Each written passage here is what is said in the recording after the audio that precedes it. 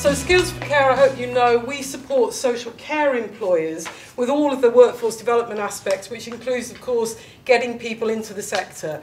And just to put that in context, I know that Anna spoke a little bit earlier, we are expecting to need another 275,000 care workers in adult social care by 2025. That is incredibly frightening. Also, the average age of a care worker at the moment, what do you think? Over 50? 45, oh, nearly spot on. 43 in East London, the average age of a care worker is 43. So put that together with 2025, you've got, they'll all be retiring, and you need 275,000 more. That is the seriousness of recruitment at the moment, and it's the same in health, although I have to say that with integration and the demand to move people, to stop people needing acute health care in hospitals, we are increasing the social care workforce at the same time as you see potentially a decrease in health. That makes the whole interface between the two particularly important. So that's a bit of a context behind the wanting to be involved in this project. We know that people are put off care because of all sorts of misconceptions and misunderstandings, and particularly thinking that there isn't necessarily anywhere to go if you get into a job. So part of the idea of this, on our website, if anyone's used the Skills for Care website, one of the problems with it is there is too much information. Would you agree? You get lost a little bit. So although there's information on there about careers in care, I felt that it was not that easy for, say, a Job Centre Plus advisor or a college person to find it at the right time when you've got somebody in front of them. So the idea was to create something all in one place with all the information you need at hand so that you don't have to be scrabbling around looking for things. Also, that what we had on the website already didn't have much about the new roles that are to do with what I'm saying here about the interface between health and care. And there are new roles emerging by the month almost. We're trying to keep up with the names of them. Both health and care claim those new roles. We might argue over them, but they're basically ways of actually supporting people to stay independent as long as possible or to be rehabilitated into the community after a hospital stay. There are new and emerging roles, so we wanted to talk about those.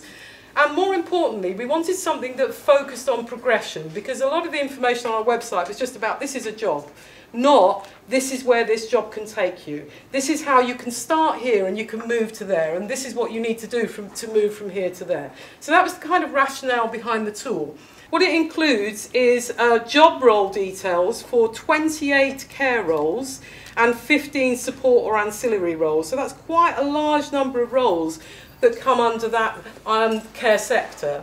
And it includes 19 new case studies and quotes from people that we interviewed as part of this project to talk to us about their career progression. Where did they start? Where did they get to? How did they get from there to there?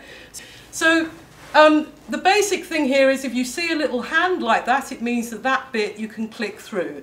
So if, for example, you wanted to start in finding out about a career in care, we could start there. You can find out about progression. Now this bit here, you'll see that this is showing, if you like, that you can move between levels. So moving between level 2 and 3, moving between level 3 and 4, moving up into the other more senior roles or the professional roles, levels 4, 5 and 6. So let's just start here, why choose a career in social care. You'll see that each time you can go back to the page before, or this little thing here takes you back to the home button.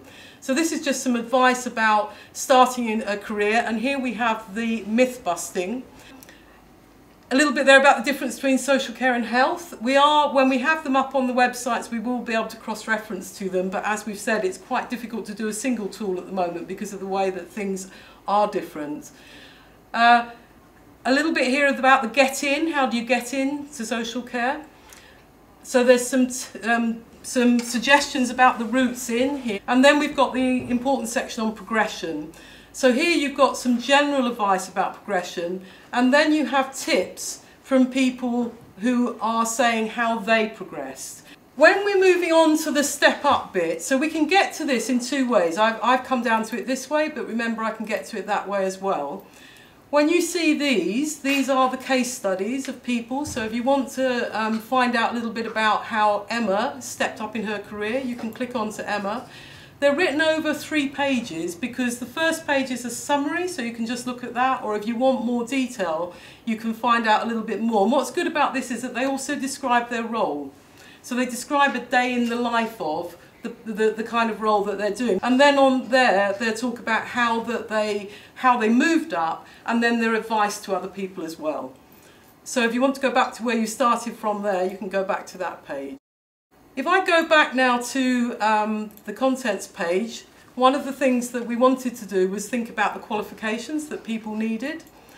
So we've got a little bit of a diagram that shows something about the qualifications. Now the problem, of course, with qualifications, as many of you know, I'm saying that MVQs have gone, they're all changing. I know you're aware of that. So we couldn't go into too much detail about the specific titles of qualifications because that will change. But what we've done here is put what the new care qualifications are. You can read a little bit about the difference between diplomas, certificates and awards. You've got examples here of some of the other diplomas that you can get and some of the degrees that you can get to get in. And it shows you also some of the other useful training, and I'll talk a little bit more about that when we look at progression.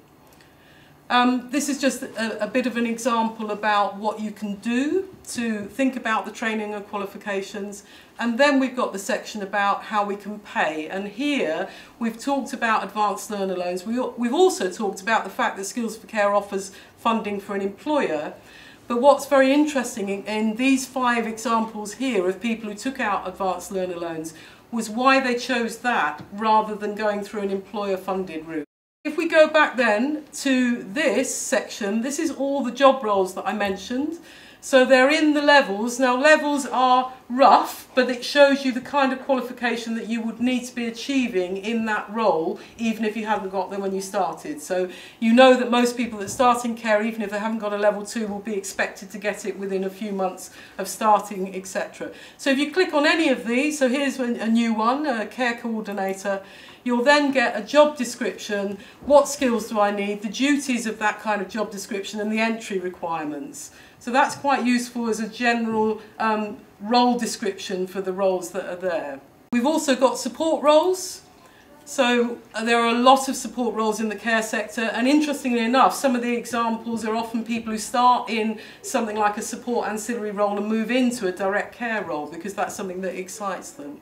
The other thing that we've got under the progression sections is an idea about pay ranges, because that's something that people ask. So we've taken the averages that we've, a bit like the other toolkit, we've looked at the average pay that's available for those sort of jobs, so you can see the pay range. And it has to be in pay ranges because there's an enormous variation, but it does give you an idea.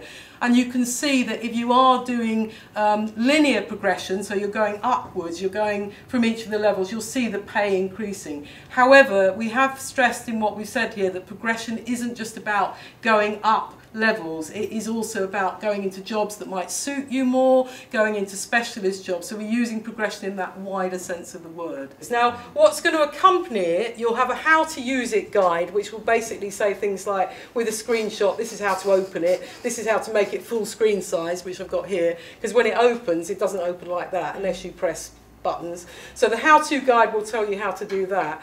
And also for those, you know, we will be doing some more support for those on the project, which I'll talk about a little bit later.